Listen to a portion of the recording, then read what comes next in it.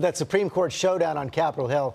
Democrats now have the 41 votes they need to filibuster the nomination of Judge Neil Gorsuch, but Republicans are poised to change the rules and use that so-called nuclear option, which means Gorsuch could get on the court with just 51 votes instead of 60.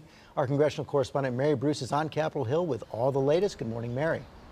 Good morning, George. Partisan fights have become the norm up here, but this could be a new low. This showdown is so bitter that by the end of the week, it could fundamentally change the way Congress does business. Now, here's the state of play. Democrats are so opposed to Neil Gorsuch, they're now willing to do something they've almost never done before, filibuster his confirmation. But Republicans are having none of it. They are vowing to bypass Democrats, even if it means changing the Senate rules to allow just a simple majority to confirm a Supreme Court nominee. But, George, there's a reason this is known as the nuclear option. This rule change could have a lasting impact on the bench that stretches far beyond this current administration. In fact, even Republicans who support the drastic move are warning that it could make judges even more ideological, not less. Hard to know all the consequences, but one way or the other, Republicans say that Judge Gorsuch will be on the Supreme Court by the end of the week. On another front, it seems like the White House and some of their opponents have rekindled these talks over getting Obamacare replaced.